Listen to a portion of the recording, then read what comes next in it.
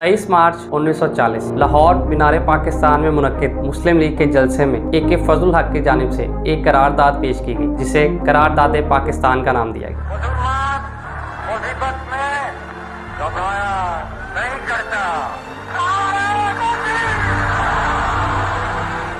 इस करारदाद में मुसलमानों के लिए अलग वतन का मुतालबा किया गया, जहां मुसलमान मुकम्मल आज़ादी के साथ अपनी ज़िंदगी को गुजार सकें। इस करारदाद को सब कॉन्टिनेंट के मुसलमानों की जानिब से भरपूर सपोर्ट हासिल हुई। वर्ल्ड वार 2 के चलते ब्रिटिशर्स की पोजीशन सब कॉन्टिनेंट में काफ़ी वीक हो चुकी थी, क्योंकि उनकी ज़्यादातर आर्मी और रिसोर्सेज को बरतानिया में मुंतकिल कर दिया गया था, जहाँ पर वो जर्मनी की फौज से मुकाबले में मसरूफ थे। इसी चीज़ को देखते हुए मोहम्मद अली जिन्ना की जानिब से एक भरपूर अवामी कैंपेन का आगाज किया जाता है, जिसमें मुसलमानों के लिए अलग वतन का मुतालबा जोर पकड़ने लगता है। INC इंडियन नेशनल कांग्रेस मुसलमानों के अलग वतन के मुतालबे को पूरे तरीके से रिजेक्ट कर देती है और ब्रिटिशर से मुतालबा करती है कि वो एक सेपरेट और यूनाइटेड इंडिया छोड़कर जाएं। मुस्लिम लीग और इंडियन नेशनल कांग्रेस के दरमियान इन्हीं टेंशंस को बढ़ते देख ईयर 1942 में ब्रिटिश गवर्नमेंट की जानिब से स्टैनफोर्ड क्रिप्स को सब कॉन्टिनेंट में भेजा जाता है। Stafford Cripps Indian National Congress और मुस्लिम लीग को ये ऑफर करते हैं कि वो एक डोमेनियन स्टेटस के तहत एक यूनाइटेड इंडिया में ही हुकूमत कायम करें और सेपरेशन की बात से पीछे हट जाएं। इस प्रपोजल में डोमेनियन स्टेटस की बात की जाती है, यानी कि जो एरियाज मुस्लिम मेजोरिटी थे उनमें ज्यादा पावर शेयरिंग मुस्लिम को दे दी जाएगी, और जो एरियाज हिंदू मेजोरिटी के थे उन एरियाज में ज्यादातर पावर्स हिंदूज को मुंतकिल कर दी जाएगी, और इन सब के ऊपर एक लूज फेडरेशन कायम की जाएगी जिसमें हिंदूज और मुस्लिम्स को नुमाइंदगी दी जाएगी। इस प्लान को मुस्लिम लीग के लीडर्स और कायदे आज़म की जानिब से मुकम्मल तौर पर रिजेक्ट कर दिया जाता है, क्योंकि इसमें मुसलमानों के लिए जो अलग वतन का मुतालबा था उसे बिल्कुल नजरअंदाज कर दिया गया था और मुसलमानों को मजबूर किया जा रहा था वो एक हिंदू मेजोरिटी इंडिया में ही रहे। क्रिप्स मिशन के फेल होने के बाद ईयर 1945 में नेगोशिएशंस का दोबारा आगाज किया जाता है, जिसे शिमला कॉन्फ्रेंस का नाम दिया जाता है। इस बार इन नेगोशिएशंस को लीड उस टाइम के viceroy of India Lord Wavell की जानिब से किया जाता है। इन नेगोशिएशंस में मुस्लिम लीग को रिप्रेजेंट कायदे आज़म मोहम्मद अली जिन्ना की जानिब से किया जाता है और इंडियन नेशनल कांग्रेस को जवाहरलाल नेहरू की जानिब से रिप्रेजेंट किया जाता है। लॉर्ड वेवल की जानिब से मोहम्मद अली जिन्ना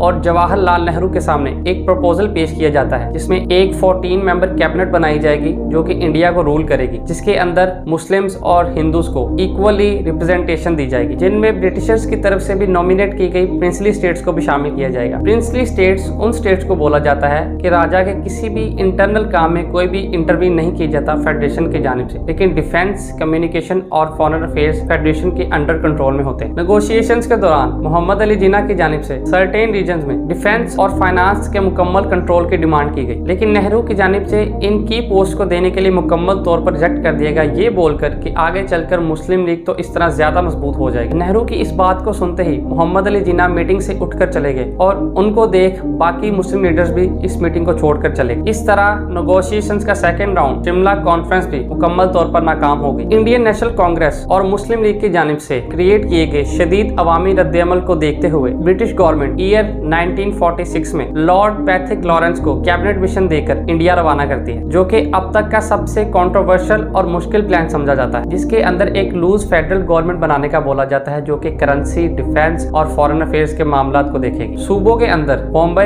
पंजाब और बंगाल ब्रिटिश रूल के अंडर ही रहेंगे। सूबों के अंदर एक ही रिलीजन के लोग एजुकेशन और हेल्थ के अंदर ग्रुप्स बनाकर काम करेंगे, और जो प्रिंसली स्टेट होंगी उनको ये इख्तियार दिया जाएगा, अगर वो मुस्लिम मेजोरिटी इलाकों के साथ मिलना चाहे तो उसमें मिल जाए, अगर वो इंडिया के साथ जाना चाहे तो इंडिया के साथ चले जाएं, और अगर वो इंडिपेंडेंट रहना चाहे तो वो इंडिपेंडेंट रहे। मुस्लिम लीग पहले तो इस प्लान को मान लेती है इस उम्मीद पर कि वो आगे चलकर सूबों के साथ मिलकर इस तरह की फेडरेशन कायम कर लेंगे कि वो अपने सेपरेट होमलैंड को बना लेंगे, लेकिन बाद में इस मंसूबे की कंट्रोवर्सीज और कॉम्प्लेक्स इशू को देखते हुए वो भी इसको मानने से इनकार कर देते। और दूसरी तरफ कांग्रेस पार्टी भी इस चीज को देखते हुए कि मेजोरिटी वाले पार्ट्स जो हैं वो मुस्लिम मेजोरिटी को दिए जाएं और जो हिंदू मेजोरिटी वाले पार्ट है को दिए जाए, इस तरह कंट्री के अंदर एक गैर एतमादी की सूरत हाल को देखते हुए इस प्लान को मुकम्मल तौर पर रिजेक्ट कर देते हैं। जब मुस्लिम लीग ने देखा कि उनकी बात को नहीं माना जा रहा और उनके लिए एक सेपरेट होमलैंड का मुतालबा जो था उसको मुकम्मल तौर पर रिजेक्ट किया जा रहा है, तो वो पूरे इंडिया में 16 अगस्त 1946 को प्रोटेस्ट का ऐलान करते हैं। इन प्रोटेस्ट में उस वक्त शिद्दत देखने को मिली कि जब कोलकाता सिटी में ये प्रोटेस्ट की जगह वायलेंस में बदल गए और जहां पर लोगों का शदीद जानी और माली नुकसान हुआ, काफी लोग अपनी जान से हाथ धो बैठे और काफी लोगों की प्रॉपर्टीज को लूटा गया। इन प्रोटेस्ट की शिद्दत को देखते हुए मुस्लिम लीग और इंडियन नेशनल कांग्रेस इस नतीजे पर पहुंचे कि मजीद किसी कॉन्फ्लिक्ट से बचने के लिए पार्टीशन ही एक आखिरी हल है। पार्टीशन के प्रोसेस को मुकम्मल करने के लिए ब्रिटिश गवर्नमेंट की जानिब से last viceroy of India Lord Mountbatten को 22 मार्च 1947 को इंडिया में भेजा जाता है। Lord Mountbatten Hindu majority areas को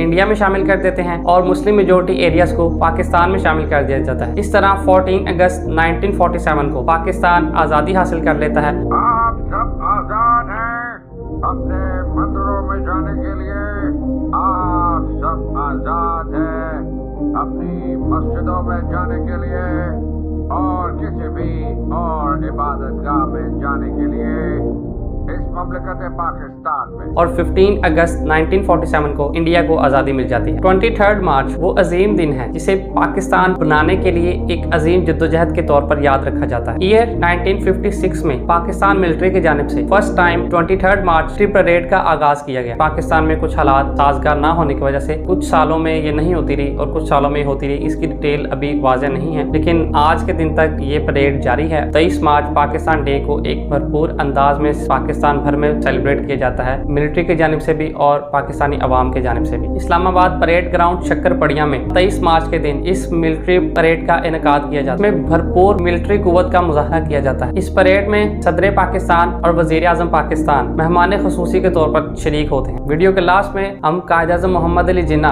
और बाकी अपने अजीम हीरोज को खराजे अकीदत पेश करते हैं कि उन्होंने हमें एक खूबसूरत और ब्यूटीफुल होमलैंड अनायत किया और अल्लाह ताला का खास शुक्र अदा कर। पाकिस्तान जिंदाबाद।